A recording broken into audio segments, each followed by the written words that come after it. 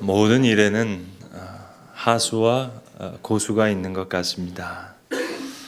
음악을 하나 들을 때에도 피아노 소리를 들을 때 피아노 소리만 듣는 사람이 있는가 하면 조금 고수는 연주자의 마음까지 읽어내는 사람입니다.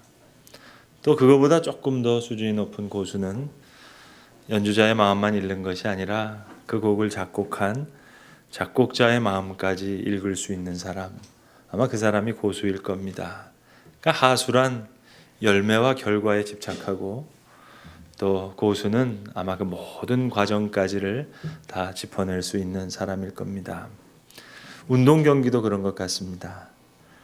우리 대한민국 야구가 일본을 이겼다. 9회 초에 역전을 이루었다. 누가 안타를 치고 누가 또 안타를 치고 그 다음에 역전 점수를 내는 적시타를 쳤다. 그 사람이 최고다. 이 열매를 이야기하기가 쉽습니다. 그런데 우리 대표팀 감독님은 역시 다르시더라고요. 보시는 눈이 달라요. 그 일본과의 경기가 끝난 바로 그 시간 이제 기자가 인터뷰를 합니다. 감독님께 물어봅니다. 이 감독님은 결과를 이야기하지 않고 모든 과정을 하나하나 쭉 짚어냅니다. 마지막에 인터뷰하는 분이 이렇게 물었어요. 감독님, 오늘 경기 중에 제일 최고로 잘한 선수가 누굽니까? 이름 석자를 좀 내달라고. 그때 감독님이 대답했습니다. 1회부터 4회까지 우리 팀 투수로 공을 던지면서 3점을 실점한 우리 팀 선수가 있는데 사실 그 선수가 최고로 잘했습니다. 저에게 MVP를 뽑자 그러면 그 선수가 MVP입니다. 3점 실점한 그 선수가 최고의 수훈갑이라는 겁니다. 정말 고수는 열매와 결과만을 이야기하지 않아요. 그 과정을 다 알고 있습니다. 그러니까 저나 여러분이나 이거 누가 안타 치고 점수 내는 장면만 계속 하이라이트로 몇 번 돌려보는 사람, 역시 우리는 하수입니다. 이거 인정해야 되겠습니다. 여러분, 우리도 오늘 한번 인터뷰를 해볼까요? 지난 주일 감사주일을 우리가 보냈습니다. 마이크가 여러분 앞에 있다고 한번 생각해 보세요. 경기 후에 감독님께 소감을 묻듯이 이제 여러분께 묻습니다. 어떤 감사였습니까? 그 감사에 대한 소감을 좀 피력해 주시길 바랍니다. 네, 목사님, 지난주에 우리 강단 앞에 배추도 있었고 감도 있었고 사과도 있었는데 그런 열매가 있었습니다. 우리 가정에 허락해 주신 아름다운 열매로 인해 감사했습니다. 자녀에게 은혜로 베풀어 주신 귀한 열매, 우리 가정과 기업에게 허락받은 열매, 그 열매를 주신 거로 감사했습니다. 허락하신 귀한 열매로 인해 감사를 드립니다. 좋습니다. 다 좋습니다. 그런데 오늘 본문의 말씀은 비유컨대 어떤 고수의 인터뷰 같은 그런 본문입니다. 열매만을 이야기하는 것이 아니에요. 모든 세밀한 과정을 지금 다 이야기하고 있습니다. 첫 절부터 그래서 너희는 귀를 기울여 내 목소리를 들으라. 자세히 내 말을 들으라. 선지자가 그렇게 외치고 있습니다. 모든 역사가 추수를 위한 귀한 가정이었다는 말입니다. 사실 이 오늘 말씀 가운데 이사야 전체의 말씀이 다 담겨 있다고 해도 과언이 아닙니다. 이사야에게는 두 아들이 있었습니다. 여러분, 그 두 아들의 이름을 혹시 아시겠습니까? 두 아들, 그 이사야의 두 아들의 이름을 알면 사실 이사야가 전하고자 했던, 정말 전하고 싶었던 메시지를 우리가 알 수 있습니다. 이 이사야서는 66장이나 되는 선지자 중에 가장 분량이 많은 그런 내용이에요. 그런데 사실 조금 과장해서 말씀드리면 이사야의 두 아들의 이름만 우리가 제대로 알면 이사야가 전하고자 했던 그 모든 분량의 내용을 우리가 다 알 수 있습니다. 죄송하지만 전 부모님께서 목사로 일하기에는 참 좋은 이름을 주셨다 그렇게 생각합니다. 제 이름에 있는 이 신자가 믿을 신자거든요. 그러니까 목사로서는 꽤 괜찮은 이름이죠. 영광스러운 믿음. 목회자로서는 아주 좋은 이름입니다. 만약 귀신 신자였다면 이거 큰일 날 뻔했어요. 또 우리 부모님께서 이사야서에 있는 말씀, 이거 은혜를 받으셔가지고 예를 들어서 일어나 빛을 발하라. 이 말씀이 너무 좋아서 발할 발자에다가 빛광자 쓰면 뜻은 좋은데 김발광, 참 목회하기 곤란할 뻔했어요. 그런데 이사야의 아들의 이름이 참 곤란한 이름들이에요. 하나님께서 저에게 두 자녀를 주셨습니다. 여러분, 아이들 이름 지을 때 거기에 부모의 생각이 다 담겨 있잖아요. 신앙도 담기고 신학도 다 담깁니다.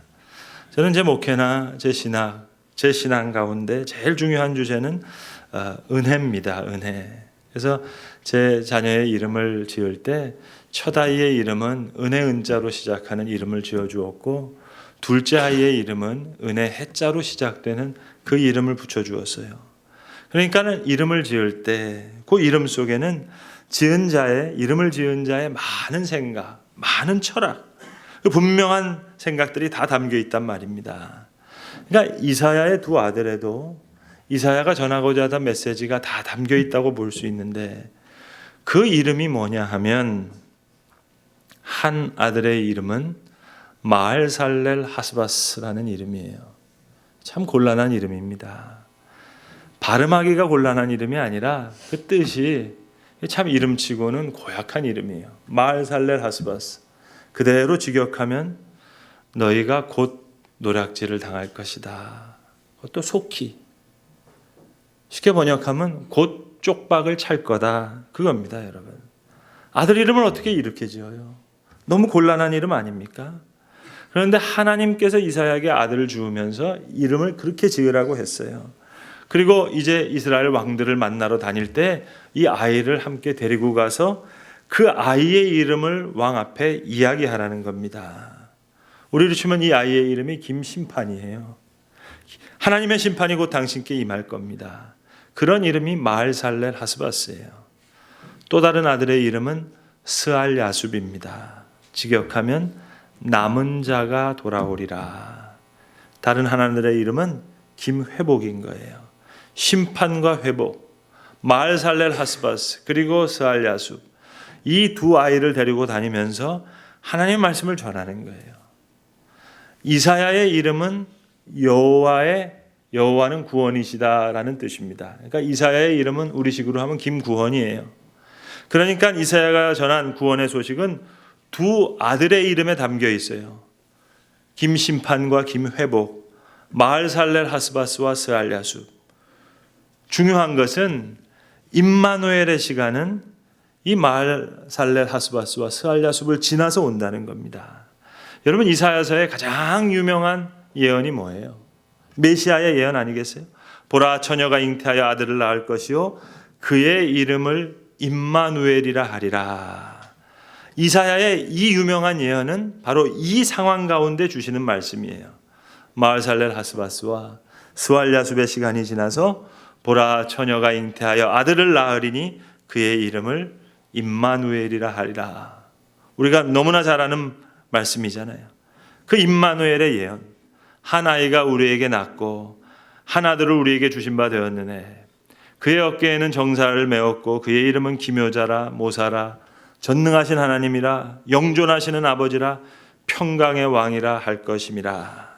그 정사와 평강의 더함이 무궁하며 그 나라를 굳게 세우고 지금 이후로 영원히 정의와 공의를 그것을 보존하실 것이라.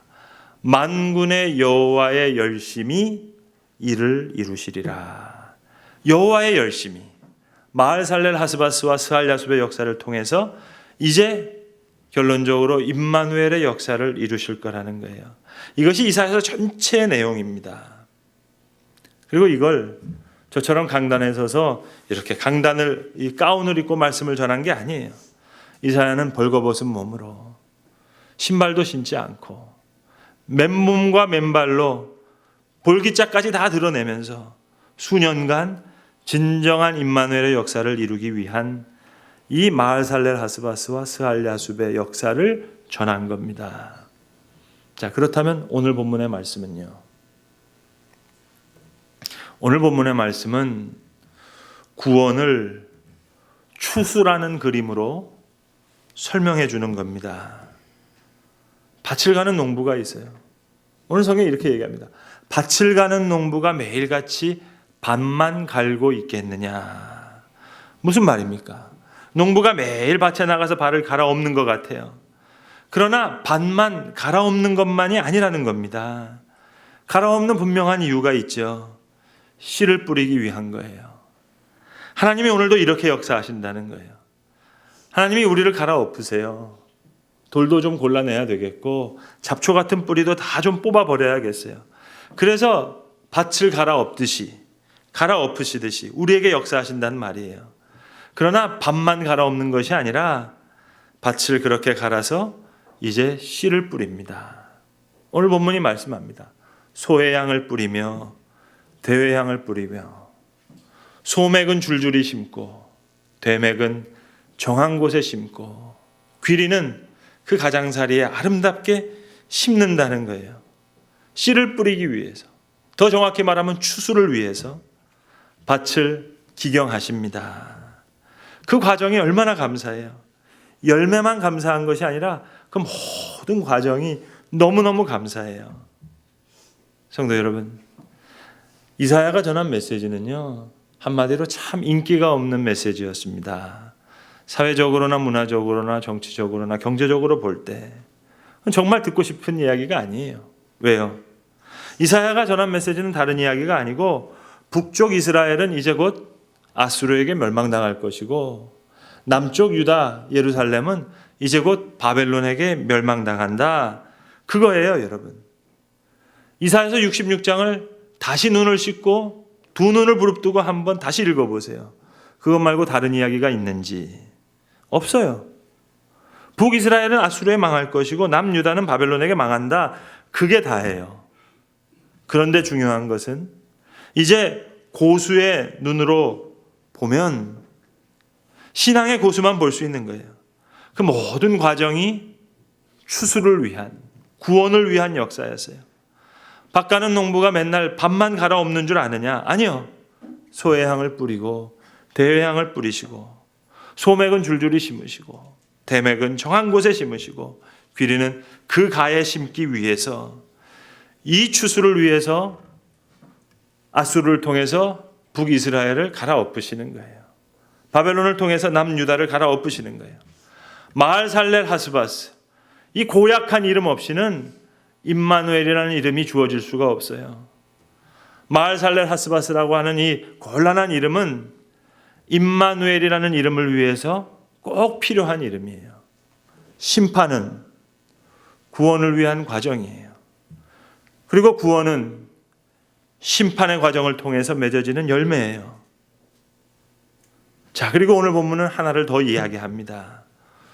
추수를 하시는데 그 추수의 방법이 너무 기막힌 지혜를 담고 있어요. 소의 향은 도리깨로 떨지 아니하며 대의 향은 수레바퀴로 굴리지 아니하고 소의 향은 작대기로 떨고 대의 향은 막대기로 털며 또 늘 떨기만 하지 아니하고 그것에 수레바퀴를 굴리고 또 그것을 말발굽으로 밟게 할지라도 부수지 아니하나니. 무슨 말씀입니까? 밭을 갈아엎으시면서 씨를 뿌릴 때도 그렇게 지혜롭더니 추수하실 때는 그 추수의 지혜가 더없이 지혜로우세요. 더 놀라워요. 여러분, 오늘 본문에 도리깨라는 말이 나오는데 도리깨가 뭔 줄 아세요? 도시에서 자란 분에게 도리깨가 뭔지를 알 길이 없죠. 저도 도시에서 자랐습니다. 그런데 대학생 시절에 방학이 되면 여름방학 때, 그때는 이제 농활, 농촌 활동, 농봉, 농촌 봉사, 그래서 농촌에 가서 이 일손들을 도왔습니다. 근데 이제 참깨를 수확해 본 일이 있어요. 참깨가 여름철에 이제 수확을 해야 되는 거니까. 그리고 제가 볼 때 농사일 중에 제일 쉬운 게 참깨 수확인 것 같아요. 그 쉽습니다. 낫으로 이렇게 참깨를 베서 단을 이렇게 묶어요. 그리고 이제 마당에다가 며칠을 말려 놓으면 이렇게 싹 말려집니다. 그러면 그때 이제 이렇게 마당에다가 큰 보자기 같은 거를 이렇게 펴놓고 요 참깨는요 살살살살살살살 이렇게 털어야 되는 거예요. 이거 쌀처럼 밀처럼 그거 탈곡하듯이 하면은요 참깨가 너무 작기 때문에 다 날아가고 없어요. 그러니까 살살살살 이렇게 털어야 된다고요. 다 방법이 달라요. 작대기로 떨어야 되는 알곡이 있고 막대기로 내려치는 알곡도 있고. 여러분 호두 같은 것은 망치로 깨야 알맹이를 얻잖아요. 웬만해서는 얻을 수가 없잖아요. 그러니까 이 추수하는 방식이 좀 곡식 중에 알이 강한 놈은 수레바퀴를 굴려서 그렇게 추수하는 것이 있고 이렇게 여러 방법이 있단 말입니다. 근데 어떤 방법을 쓰든지 그거는 곡식을 부수는 것이 아니에요. 오늘 본문은 바로 그 이야기입니다. 소의 향은 작대기로, 대의 향은 막대기로. 작대기와 막대기로 막 내려치는데 이건 때리는 게 아니에요. 추수하는 거예요. 곡식을 부수는 게 아니에요. 여러분 호두를 망치로 내려치더라도 이거 호두 멍들려고 때리는 게 아니에요. 알맹이 얻으려는 겁니다. 때로는 수레바퀴를 굴려서 추수하기도 하고 말발굽으로 밟는 추수 방법이 있는데 이거는 부수기 위한 게 아니에요. 부서지죠. 그러나 그것은 반드시 부서져야 될 것이 부서지는 겁니다. 막 내려치는데 막 때리는 것 같은데 다 부서지는 것이 아니라 참으로 기묘하게 꼭 부서질 죽정이만 부서지는 거예요. 그리고 귀한 알곡은 남아요. 성도 여러분, 물질을 잃으면서 겸손을 얻기도 하고 건강을 잃으면서도 잃어버렸던 진실을 찾아요. 또 멀리 갔던 믿음을 다시 되찾아와요. 여기 기묘자의 추수 지혜가 있어요. 그래서 이사야가 말합니다. 이는 만군의 여호와께로부터 난 것이니 그의 경영은 기묘하며 그의 지혜는 광대하니라. 여러분 다시 한번 생각해 볼까요? 이스라엘은 아수르에게 망하고 유대는 바벨론에게 망한다. 이런 곤란한 소식이 도대체 무슨 복음의 말씀이란 말입니까? 그런데 선지자는 말씀합니다. 이것이 기묘자의 추수의 지혜라는 거예요. 갈아엎으시는 것 같은데 그게 아니라 씨를 뿌리세요. 작대기로 막대기로 막 때리는 것 같은데 어떨 때는 수레바퀴를 굴리고 말발굽으로 밟는데 이제 꼭 부서질 것 같아요. 그런데 다 부서지는 게 아니에요. 꼭 부서져야 할 것만 부서지는 거예요. 꼭 남겨야 할 알곡을 남기시기 위한 그분의 추수의 귀한 지혜다. 이 모든 것이 추수를 위한 구원을 위해서 꼭 필요한 과정이었더란 말입니다. 성도 여러분, 오늘 말씀은 2700년 전에 주신 말씀이에요. 구원의 이름을 가진 이사야라는 선지자가 전한 말씀. 이거 2700년에 주신 말씀인데 그것도 좋은 소식도 아니에요. 이스라엘은 아수르에게 망하고 유대는 바벨론에게 망한다는 이 메시지를 왜? 도대체 왜?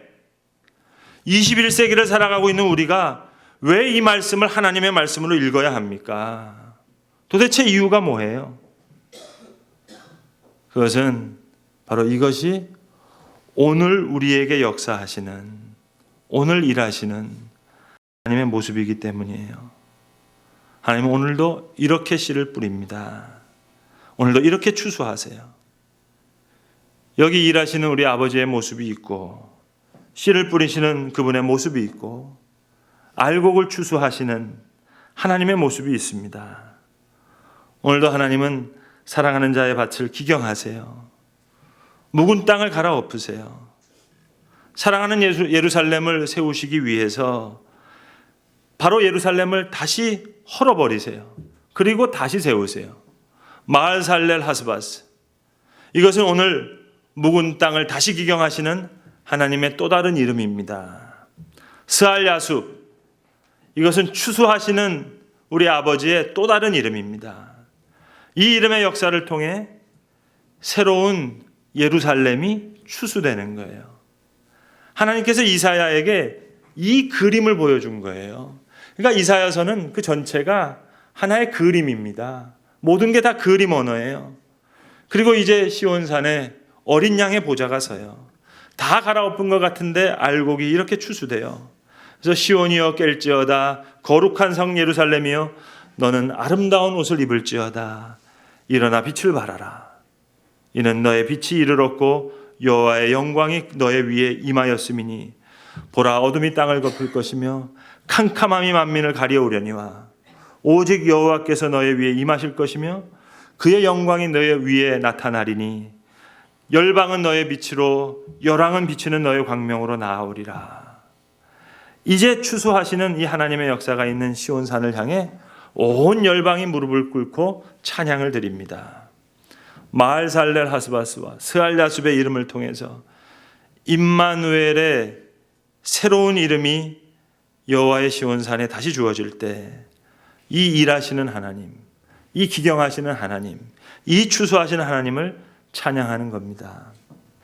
성도 여러분, 저에게 만약 추수감사에 대한 소회와 소감을 물으신다면 저는 오늘 다른 이야기를 하고 싶지 않습니다. 다른 어떤 말도 덧붙이고 싶지 않아요. 오늘 우리가 함께 봉독한 본문의 말씀, 이 본문의 말씀으로 제 모든 말을 전부 다 대신하고 싶어요. 한 해 목회하는 연수가 더해지면서 여러분 점점 더 분명해지는 것이 하나 있답니다. 뭐냐면 목사가 하는 일, 아니 목회자가 할 수 있는 일 거의 없어요. 너무 적어요. 하나님이 일하세요. 하나님이 기경하시고 하나님이 씨를 뿌리시고 또 자라게도 하시고 추수하시는 것도 다 하나님께서.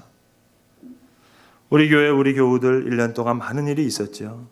좋은 일도 많았고 기쁜 일도 많았습니다. 그리고 가슴 아픈 일도 있었어요. 많은 교우들 많은 어려운 일들 겪으셨어요. 그런데 이렇게 수많은 사건과 일들을 통해서 오늘도 일하시는 하나님의 구원의 역사가 있어요. 이건 추수를 위한 기경하는 역사였어요. 제가 비록 이사야와 같은 높은 영성의 소유자는 아니지만 오늘 이사야의 고백은 더 이상 이사야만의 고백이 아닙니다. 비록 제 목회의 경험이 일천하지만 이건 저의 고백이기도 해요.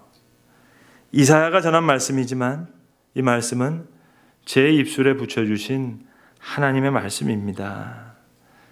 이제 어렴풋이 교회가 하나님의 밭처럼 보여요. 그 성도들이 열매처럼 알곡처럼 보여요.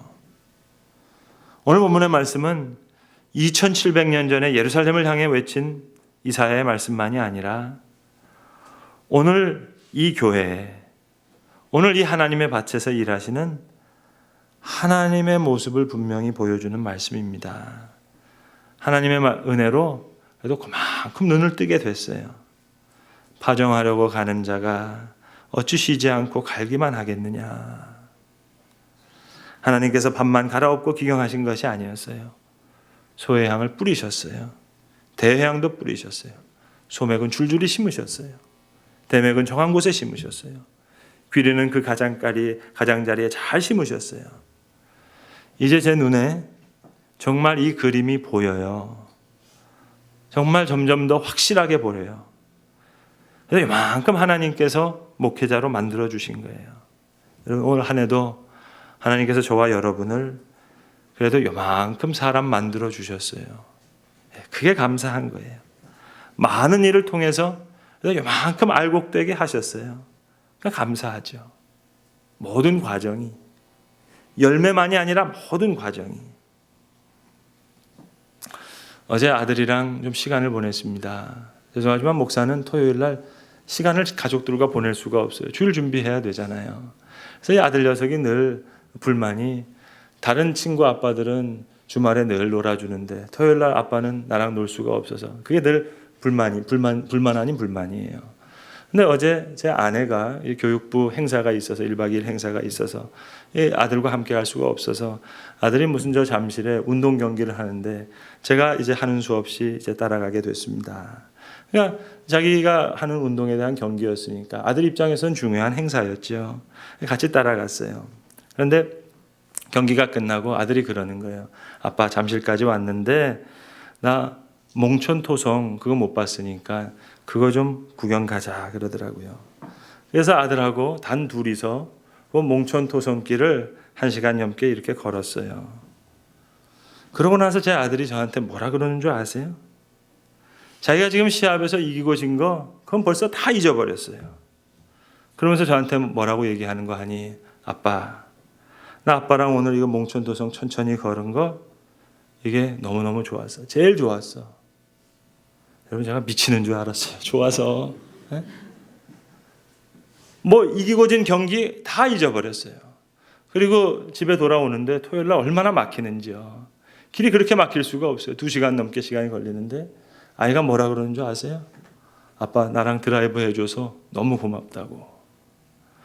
여러분, 열매가 아니라 이 과정, 만약에 그것을 감사하고 그 이야기를 한다면 글쎄요, 우리 하늘 아버지 미치실 거예요. 좋으셔서. 사랑하는 성도 여러분, 경기 후에 말씀하셨던 그 감독님의 인터뷰처럼 모든 과정 구비구비를 짚어내신 그분의 말씀처럼 감사절 후에 우리의 감사의 고백이 조금 더 깊어지면 좋겠습니다. 그래서 우리도 좀 고수가 될 수 있다면 감사도, 우리의 믿음도, 우리의 지혜도 조금 더 깊어질 수 있는 그런 감사의 계절이 되었으면 참으로 좋겠습니다. 기도하겠습니다. 아버지 하나님, 오늘 이사야의 고백이 우리의 고백이 되길 원합니다. 우리의 밭을 기경하시는 아버지의 모습 속에서 씨를 뿌리시는 그 귀한 모습을 보게 하시고, 도리깨와 수레바퀴와 말발굽과 작대기와 막대기 속에서도 귀하고 묘한 추수의 지혜를 읽어낼 수 있는, 오늘도 우리의 구원과 추수를 위해 일하시는 그 아버지의 지혜를 찬양하는 그러한 감사의 고백이 더욱 깊어지는 이 감사의 계절이 되게 하여 주시옵소서. 우리 주 예수 그리스도의 이름으로 기도합니다. 아멘.